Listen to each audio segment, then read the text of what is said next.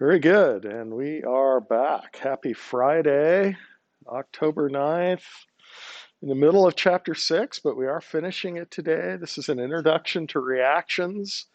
There'll be homework for chapter 6 due tonight, but then chapter 7 and 8, the big reaction chapters coming up here before test 2.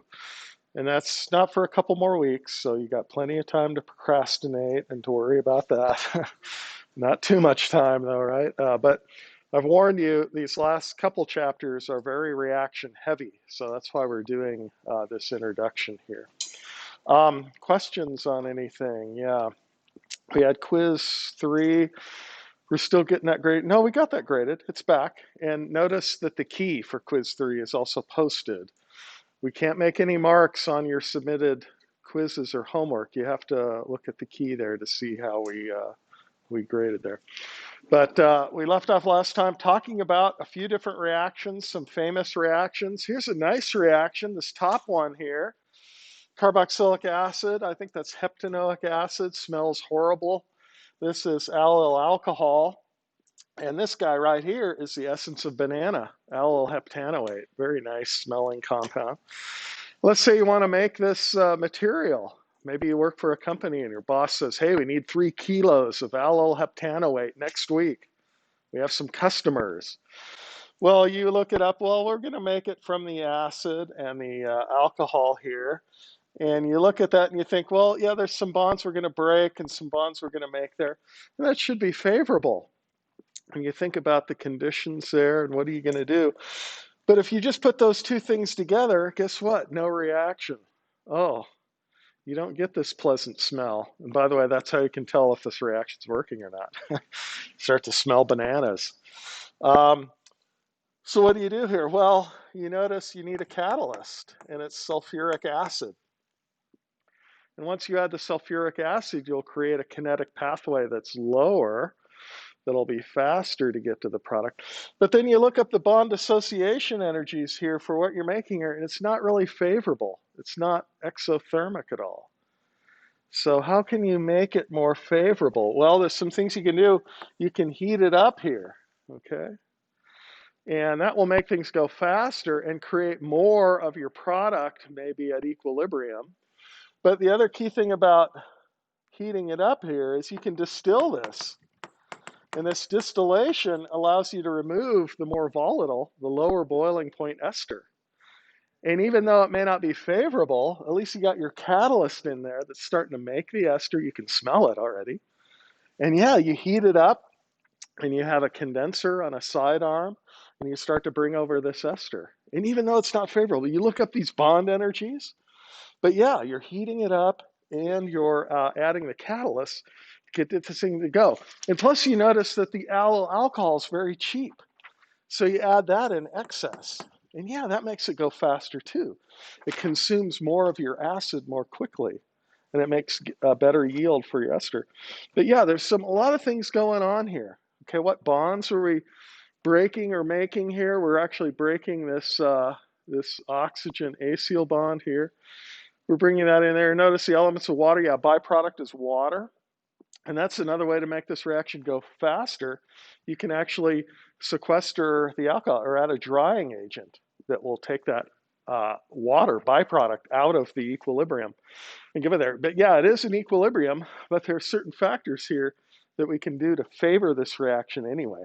But the more we know about a reaction going into it, gives us more control in a practical sense. And yeah, if your boss is breathing down your neck to make 3 kilos by next week, you know, you gotta do everything you can to make sure you can get enough of that material there.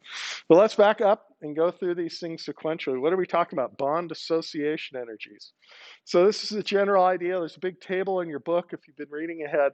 We'll look at that table here in a second, but here's your generic bond between 2 atoms. Remember, a line means 2 electrons. So we're breaking this bond in this manner. And what type of bond breaking is that? We looked at 2 different types of bond breaking last time. What were they? Homolytic and heterolytic. Which one is this? This is homolytic because we're giving the same type of products, these radical products. We use homolytic bond dissociation energies to compare different reactions because they're convenient. They're very easy to prepare. They're neutral products here. They're a true measure of this bond strength here.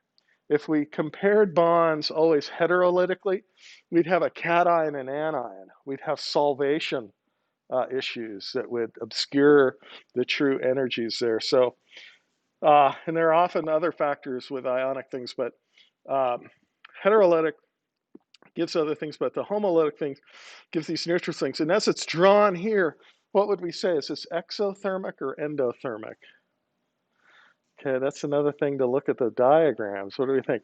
So, you know, two odd electron species here. Would they rather be closed shell with the octet, or would they rather be open like this? So this is going to require energy. This is going to be endothermic as we've drawn it here. So this would be uphill. If we go the other way here, that would be exothermic, okay? So this measure here of the energy, and here's a simple one. And this has been measured. This is very accurately known. Hydrogen molecule, breaking that bond between the two, go to two hydrogen atoms, costs 104 kcals per mole.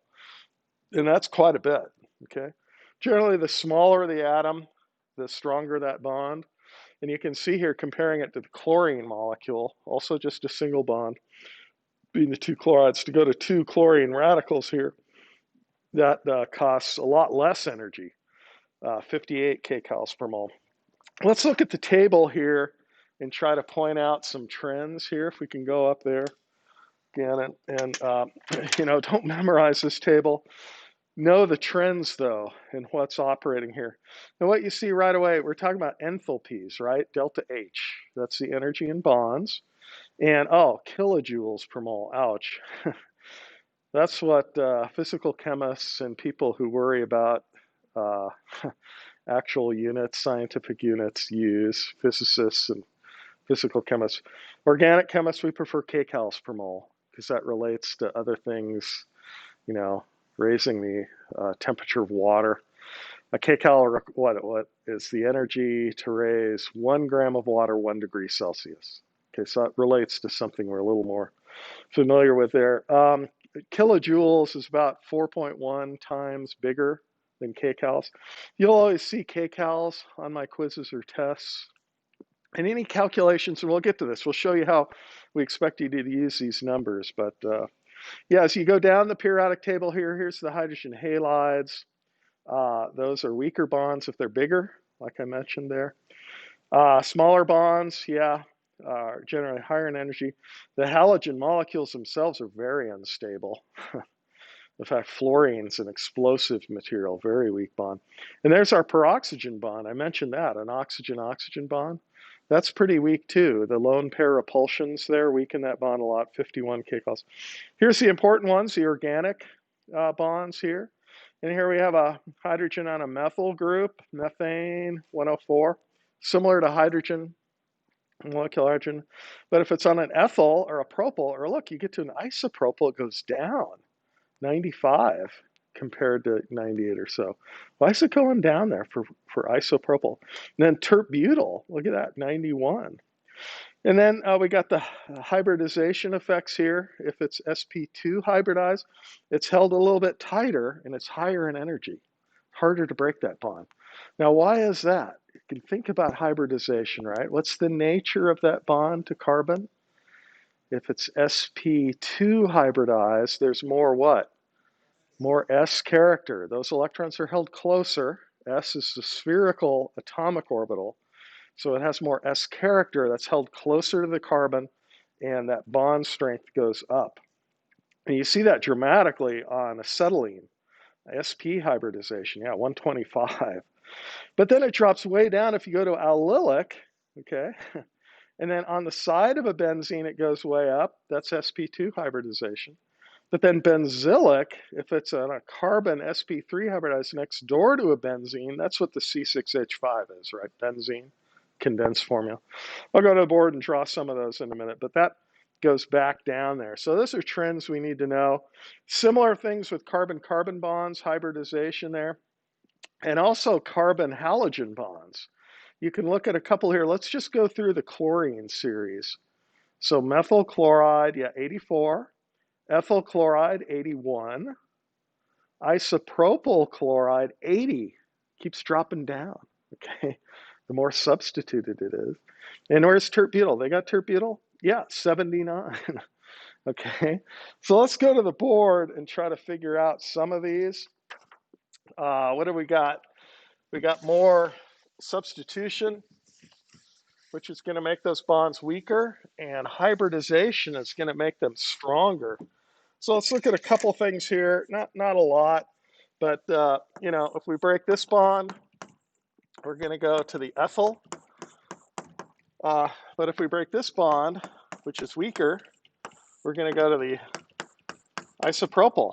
So this is a primary radical, we'd say, and this is a secondary radical. Now that's going to have important consequences, right? This one's a few kcals per mole lower in energy, weaker bond, the more substituted. Same thing with tert-butyl, even more substituted, right? What do we call that one? Not primary, secondary, but tertiary. Yeah. So there's something about having more carbons around here that will stabilize these type of intermediates. And that's even more dramatic if these are cations, if we look at the ionic version. But this is borne out in bond dissociation energy. Substitution makes those weaker if they're more substituted like that. Oh, what was the other one? Let's compare ethyl with acetylene and yeah, ethylene and acetylene. So this hybridization sp2, who did we say? Yeah, that's held closer, and this one here, sp, okay? So those electrons to begin with being held closer makes this harder to break. This is a more stable bond. Now you should be careful in this one, and there's a discussion about comparing acetylene radical to the acetylene anion. Now, when we do it ionically and form this conjugate base, you can actually deprotonate the terminal acetylene. The pKa here is 25, okay? And taking that off with a strong base is a different process than bond dissociation energy. This is a more stable bond, being sp2 hybridized if you look at the starting material and breaking it homolytically. But if you break it heterolytically with a strong base, this is a different thing than that, okay? So on that homework problem, you need to point that out. One other thing to point out here is, benzene versus benzol, okay? This one was stronger, right? Because it was sp2 hybridized. But this at the benzylic position, you see, this one is weaker, a lot weaker. It drops down to like 80, right? kcals per mole to break it in the benzylic position. Well, why? Well, now we have what? Resonance. You don't have resonance here with these pi bonds, okay? These pi bonds in the benzene are perpendicular to the sp2 orbital right on the edge. But if it's benzylic, okay, BN, benzylic position, we have a carbon next door to a benzene here. This is actually called a phenyl position, okay? And those are kind of funny terms. I've used that term phenyl, and we've shown phenyl before. That's the prefix name for a benzene substitute on there. Sorry, benzol is where you have a carbon next door to a benzene. Those are kind of confusing terms there, but very different. This one's weaker. It's more stable due to the resonance effect than this one. Oh, the other one was allyl, right? If we break this one, if we have a carbon here next door to that, this one was harder to break, right? Because it was sp2 hybridized. But if it's allylic, just like benzylic, what do we have? We have this resonance idea. And let's draw the resonance structure for an allyl radical. Oh, there it is. So a lot we learn, and we'll see this moving forward, the structure of these intermediates can either be stabilizing or destabilizing, okay? And that can affect the rates and the equilibrium of what's going on. But that's a few to kind of round out the chart there. All right, let's use these to actually estimate reactions, okay? And numerically, there's a little bit here, not a lot of math, but don't worry. The delta H for a reaction is equal to the energy that we're bond breaking, plus the energy that we're bond making, okay? So if we're making bonds here, bond making, that's generally a exothermic process. That'll be stabilizing, but with bond breaking here, that's going to require energy, okay? And these are good representations of reactions. The true thing for reactions is right, delta G, free energy, which is the energy of the whole system there, minus T times delta S for a reaction, entropy. But normally, delta S is the same on both sides because we're in solution, condensed phase. And as long as things aren't becoming more random, whatever, a gas is being liberated, whatever, as long as that's not happening, delta G then is approximately equal to delta H, okay? Technically, you should use the term exergonic or endergonic, and those sound really funny if you're talking about delta G for a reaction. Exothermic, we're talking about the energy in bonds. But essentially, it's the same in OChem. You'll hear me use the term, don't correct me. Oh, technically, that should be exergonic, Dr. Anderson. Okay. We're looking at delta H, which is in these bond association energies. We can use these to estimate things on reactions. So let's do some here. How about this reaction? Ethylene plus HBr going to ethyl bromide. And I think we showed you this type of reaction last time. But what can we do here? Let's add up the bonds that we're breaking and the bonds that we're making here. Now, this one right here, we need to talk about this bond association energy. This is in your appendix here. If you do this and just break the pi bond there, that's about 60 kcals, okay? So a sigma bond is worth about 100. So if you keep going here and go to the two carbons, I guess they'd be carbines at that point. Okay, whatever else is on here, you'd have this, and that would be another 100 kcals. A lot of times with alkene reactions, we're just breaking the pi bond, okay? And I think I told you that before. The stability of a pi bond is a lot lower than the stability of a sigma bond. And that's what we're doing here. We're breaking this pi bond.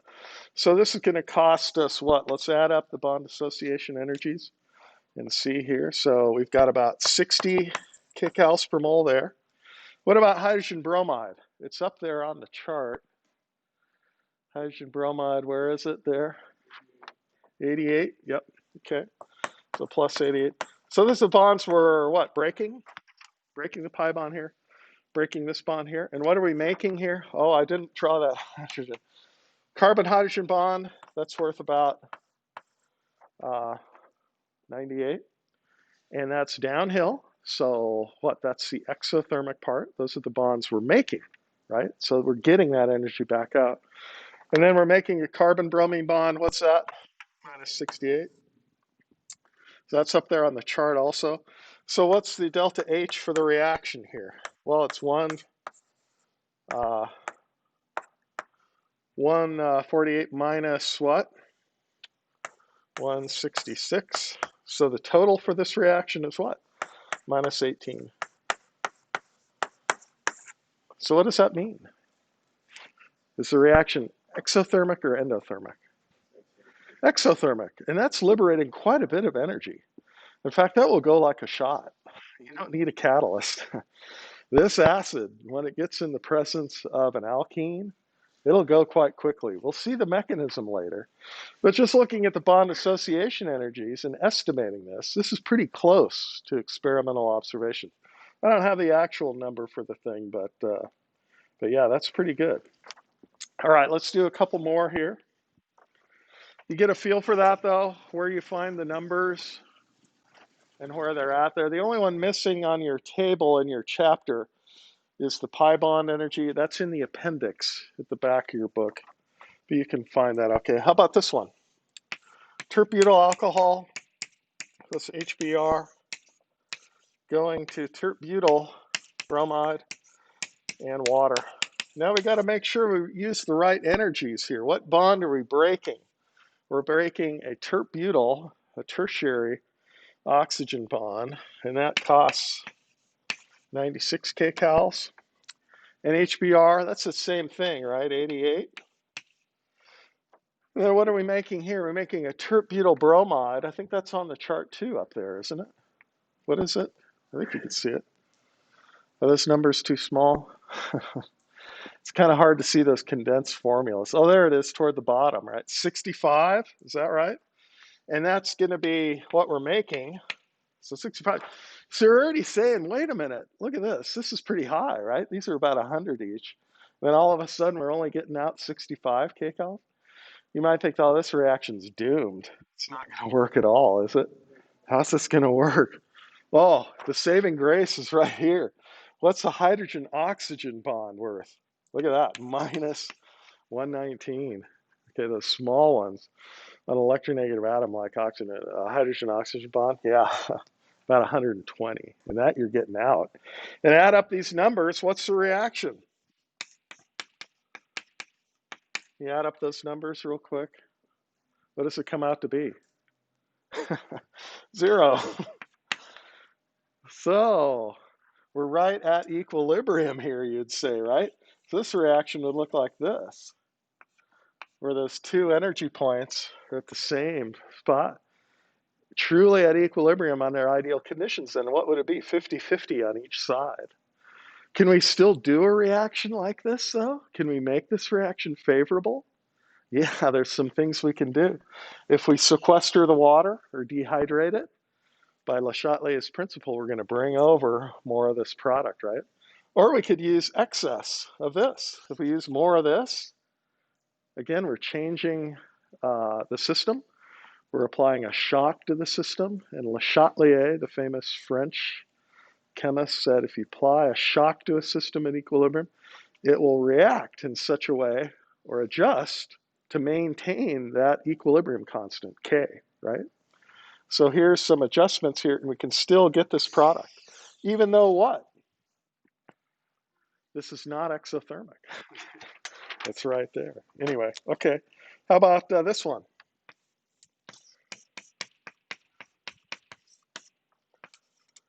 Go to ethyl chloride plus water. Similar thing here. We can come up with these numbers, okay?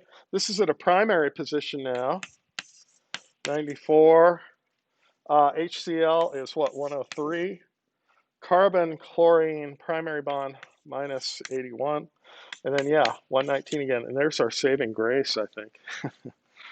What's this? If you add those numbers up, what's for this reaction here? I think it's minus 3. Yeah. So that would be favorable, at least just looking at the bond association energies. Here's one. Let's do another one here. And this is similar to a reaction I kind of showed you as a famous reaction that we're kind of trying to get to go. Let's take an alkane and go to the alcohol. And our byproduct here would be hydrogen gas. We'd like to be able to do this reaction. Why is this a tough reaction to do? Well, there's no functional group on the alkane, right? It's just ethane. If you're going to see this might be a problem. Plus, we're breaking this hydrogen-oxygen bond, and that's worth quite a bit. Let's add these up. Plus 98 for that, plus 119 here. Carbon-oxygen, yeah, minus 94 and minus 104. What's this reaction? Plus what? It's highly, what? Endothermic. Have to add a lot of energy to get that to go, okay? So the starting material's more stable than the products, okay? Not getting enough out of that one. All right, let's compare these to some other reactions we've talked about. So you get a feel for this. C8H18 plus oxygen going to CO2 plus water.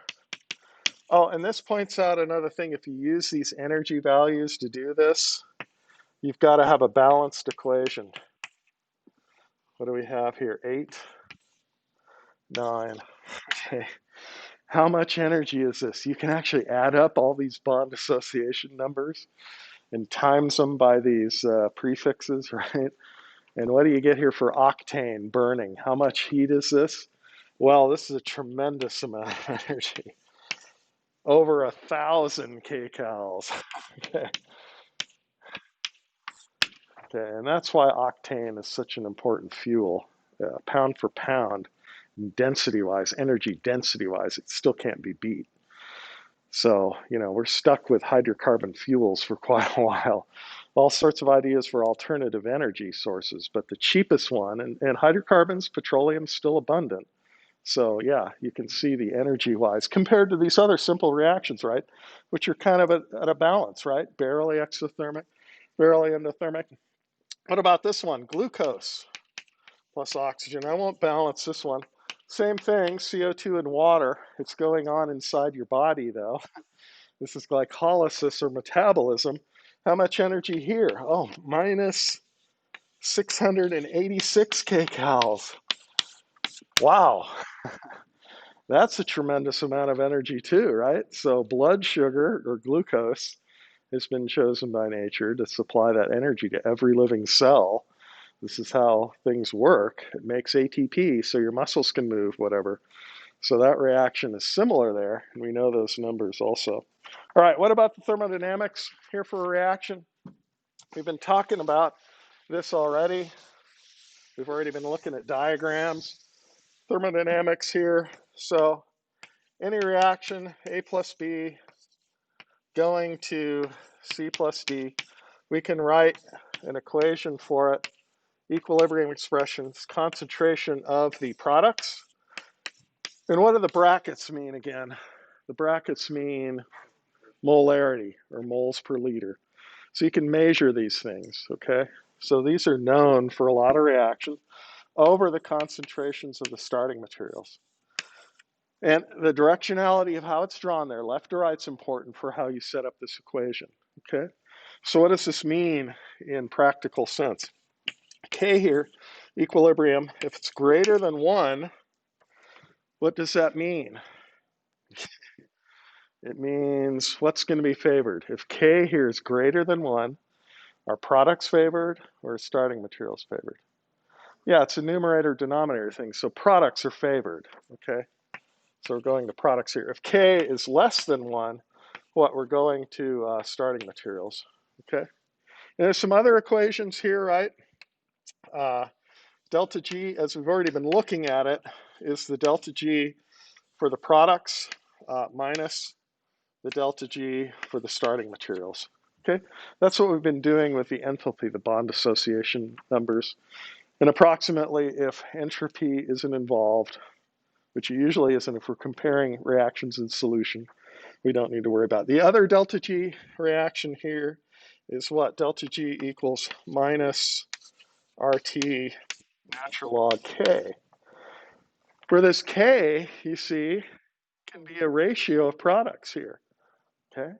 And that K can change depending on the temperature. But the delta G for a reaction is fundamental for the enthalpy and entropy of a reaction. That doesn't change depending on the temperature. The temperature, if that changes, can change the K. And that was that first reaction we talked about, forming the banana ester. Why did we heat that up? That created more of that minor product. Even though that reaction may not have been favored, at higher temperatures, we would have a more favorable ratio of the things. So there's some things we can look at that, and we can change to think about that. We've already looked at this from a conformational point of view, and this is important to remind us of this. We've got this equilibrium for benzene, a phenyl group, on cyclohexene. So this is phenyl cyclohexane. Is it in this conformation or is it in this conformation? And what is this energy difference? Which one's favored, the left or the right? Okay, the right. Why? Because the benzene's in what? An equatorial position. This is an axial position. And we can look at the gauche interactions right here, right? And these axial hydrogens would actually be bumping into this benzene here in the axial position. This delta G here is favored for us. It's drawn here to the right. It's minus 2.9 kcals. And what does that mean ratio-wise? Well, it depends on the temperature, but that's almost 3 kcals. So it's almost all this, okay? Yeah, there's some of that over there, but you know, conformationally, we've looked at that before. And yeah, maybe we'll just go back to the, oh, there's something more I want to say about kinetics now. We'll look at this. We'll see the chart again in a second. That's just to jog your memory and relate that to free energy. So I'd call that, you know, a reversible process, but favored to the right there. Kinetics now. So speed of a reaction. And your book talks about the energy of activation. That's an Arrhenius expression. He was a famous Swedish chemist about 100 years ago. And he talked about this energy of activation. He can measure it for some reactions. This has to do with how fast reactions go. The modern equivalent of this is transition state theory based upon delta G of activation. Anybody know who developed that theory? Not Arrhenius. He's the father of a famous leader of our church. Yeah, go ahead. Yes, President Eyring's father, Henry B. Eyring, was a famous physical chemist at Princeton. He did his training in Europe with Poliani, and most people think that transition state theory, relating it to the free energy of activation, which is different than the Arrhenius function, should have garnered a Nobel Prize. We just had the Nobel Prize awarded for the people who developed CRISPR-Cas9, which is the gene editing process. Just had the chemistry Nobel Prize awarded. A person at Berkeley, Doudna, Professor Doudna, and a professor at the Max Planck Institute in Germany, I think. Both ladies, which is kind of unique for Nobel Prizes too, which is great. But yeah, poor Henry, he developed this theory, and we still use the Eyring equation. It's named after him. And if we want to fully explain kinetics, we have to do a lot of calculations and a lot of close experimental work. And that relates to the free energy of activation, both the bonds as they're being made and broken at the transition state, and how random or disoriented that transition state is. We're not going to use that. We'll just talk about it qualitatively there, okay? But yeah, energy of activation. If it's large, that means it'll be a slow reaction. If it's a small barrier, that means it'll be fast. Okay, we've already talked about that a little bit, but why? What are the factors that really go on here? Well, it's the speed with which they collide. So if we raise the temperature, we're going to raise how fast they're moving. That's Graham's law. Smaller molecules and temperature, they respond, right? They're excited, they're banging into each other, whatever, either in the gas phase or in solution. Okay, so temperature affects the speed there. And the important thing here is geometry. For organic molecules, we're talking about lining up what? The HOMO going into the LUMO. And that's a geometry thing. There's a lot of collisions that aren't productive. But boy, if that nucleophile hits exactly in that sigma star for an SN2, that'll make that reaction go faster. Okay, but it has to be lined up. And that's why catalysts and enzymes work so well. They pre-organize the reacting things and promote the correct geometry for a productive collision. So they can often speed up reactions, even at lower temperatures, which is an amazing thing. But those are some of the factors in general. If you raise the temperature by 10 degrees C, you'll double the rate. Okay, and we've talked about rates before. The rate is proportional to a rate constant, which can be measured, the starting material. And if it's just on its own like that, we call that a unimolecular reaction. And unimolecular means that the slow step is just breaking that bond. And it might be homolytic or heterolytic, but it's just one bond being broken, okay? The rate can also be proportional to the starting material and a nucleophile. And I mentioned that last time also, right? We call that bimolecular. And that would be something like this, where you have A, B, and that bond being broken. But C here, a nucleophile is attacking and going to the product. So here it's colliding, involving two molecules, depends on the concentration of both of those, okay, and we call it bimolecular. So these kinetic rate law expressions often tell us a lot about the mechanism, but I like to relate that back to that. Yeah, I think we've seen most of that. And catalysis, yeah, we'll revisit catalysis here right at the end. So let's go back to the overheads here, see what else we need to know. Again, all this is general too, so don't sweat any of these details yet until we get to the actual stuff here in chapter 7 and 8. But the basics here hopefully is resonating with you a little bit from your Gen Chem idea and what we've talked about there. And we'll keep it qualitative, you know. Yeah, so here's the thing from your book. Oh, here we're using the log 10 value for the delta G expression. I don't know, I like the natural log one because then you get rid of this. You have to have the right gas constant here, which relates temperature to energy there. But yeah, so delta G, those values are specific for a reaction. That's a fundamental thing involving the energy in those bonds, okay, and how random things become. The temperature, though, relates that equilibrium expression back and forth there. Yeah, and it does have to be in Kelvin. I've never put an actual, equilibrium expression calculation on a quiz or a test, but know what the fundamentals of these numbers mean and how they relate there. Here's what, from a practical sense, what's this mean? So if we're at equilibrium, here's the difference in energies. And if it's positive there, right, it's going to be all starting material, or A. Oh, and it's in kilojoules, sorry. So you got to divide these by 4 to get any meaningful numbers there. No, okay. Yeah, the kcals are always smaller, which is nice. My advisor in grad school used to say, we were doing stereoselective reactions. So we were trying to get high selectivities. And he always used to say, give me 1 kilocalorie per mole at minus 78 degrees and I can rule the world. That has to do with Archimedes' famous statement, give me a firm place to stand and a lever and I can move the world, right? Okay, so even though these are small energy differences, look, you can get 10 times as much. Well, let's go over to the product side. So here we are, exothermic.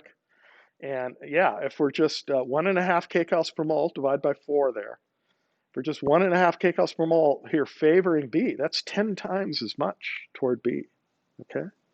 And this is at room temperature. I'll show you the numbers here at higher temperatures. Yeah, if you go up to 2 or 3 kcals per mole, it's essentially all B, okay, at 25.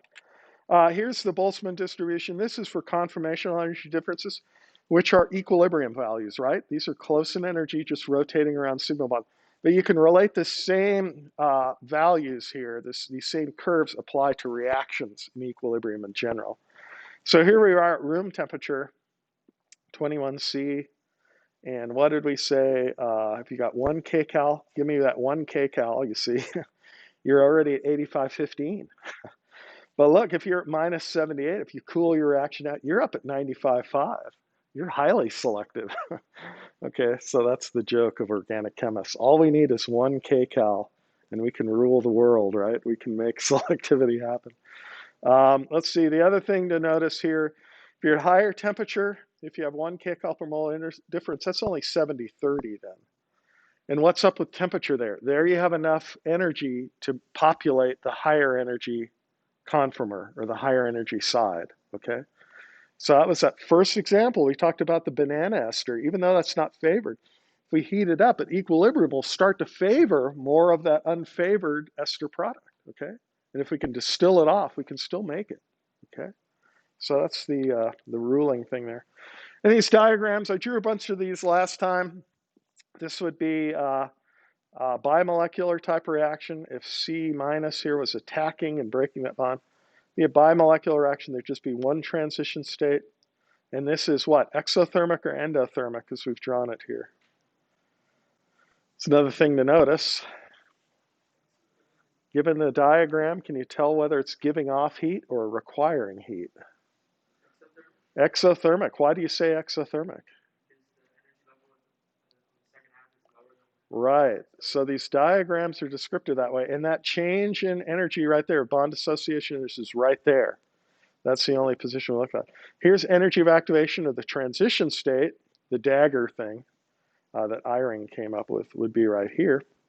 Again, anything that destabilizes that transition state or makes it higher will make that reaction slower. Anything that stabilizes the transition state will make it faster. But the energy, the heat overall is the same, okay?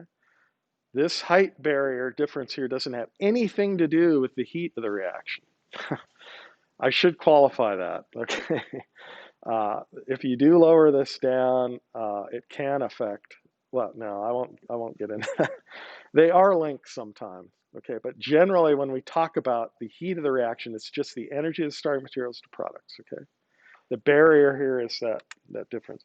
And then we can depict it different ways. So here would be a slow reaction compared to this one here. These are both endothermic, comparing examples 1 to 3.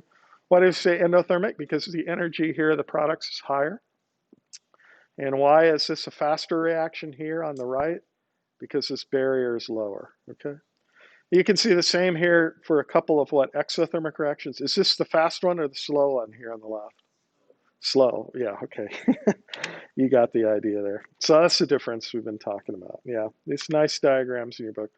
Okay, the molecularity of the reaction, whether it's bimolecular or unimolecular, this comes out of the rate equation like we talked about. If we have just one bond breaking, that's generally the slow step, and that would be a unimolecular process.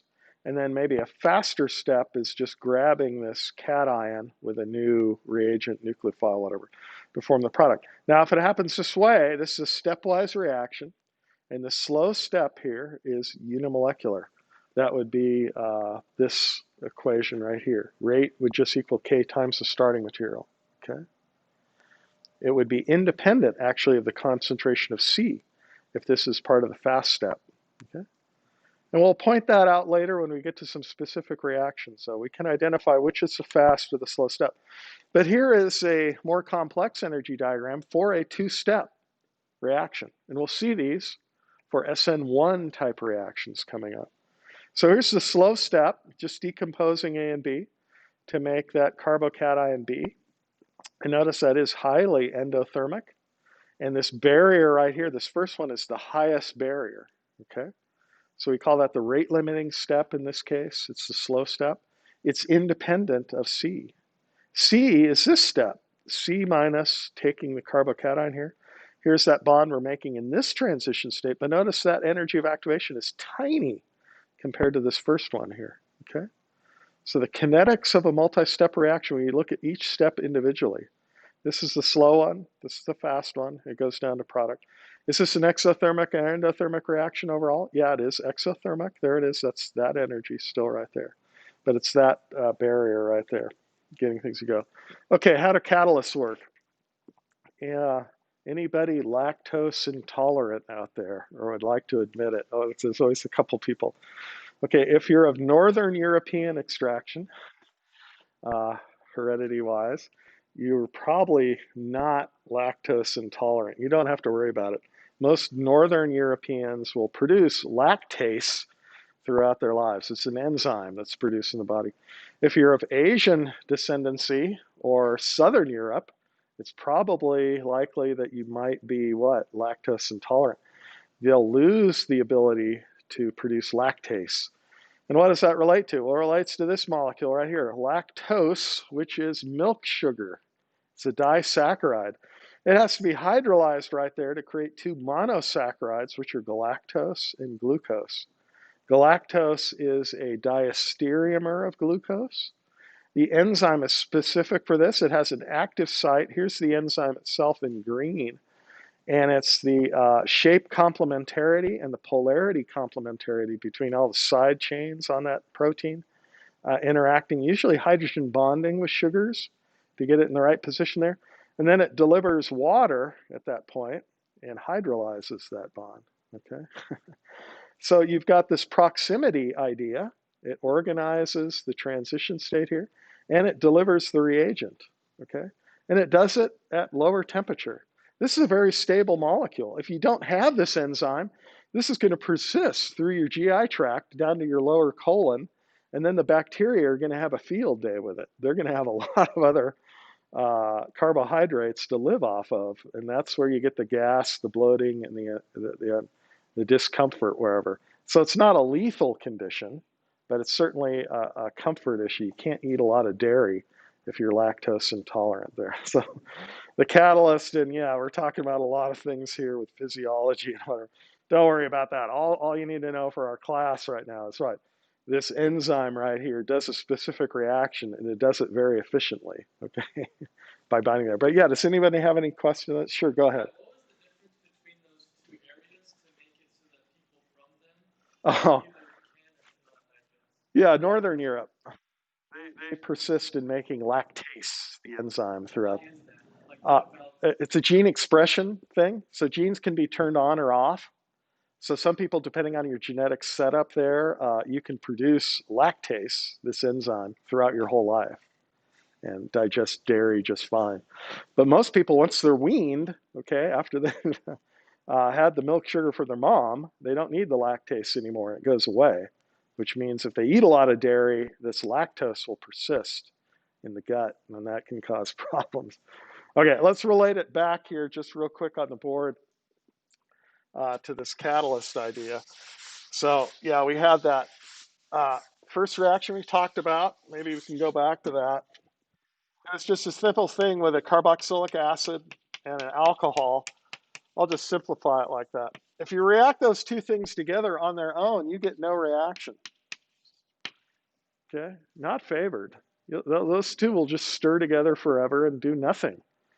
But if you add sulfuric acid and heat this up, guess what? You get a great yield, and this ester will start coming over on your distillation column and collect all that you want. So what does this look like energy diagram wise? Well, here's our first reaction. Even though it might be favorable here to the products, okay, it's actually not, okay? There's some things we could do to adjust it even if it's not favored there. But this barrier here, we'd say, what, is too high, right?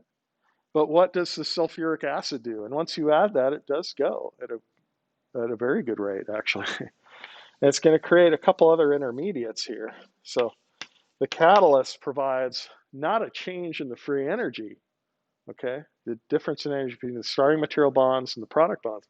It creates a new path that's lower in energy, okay? And that's the key thing. And we'll see this over and over again. We'll see this type of reaction, this type of reaction. Hydrogenation, if we add hydrogen with an alkene, that's all we do, nothing, no reaction, okay? But if we add a palladium or a platinum catalyst, then we get a very good reaction for the alkane, okay? It will go, provide that pathway. Okay, so that can be very important. Questions overall on this? Again, this is just introductory ideas on reactions, but you should understand the basics of thermodynamics and the basics of kinetics now, okay? And then moving forward, we'll use these terms. The language of OChem is couched in these central ideas that come out of general chemistry topics that way. So very good. No questions then? Very good. Have a great weekend, and we'll see you on Monday. Read ahead, chapter 7. Very good.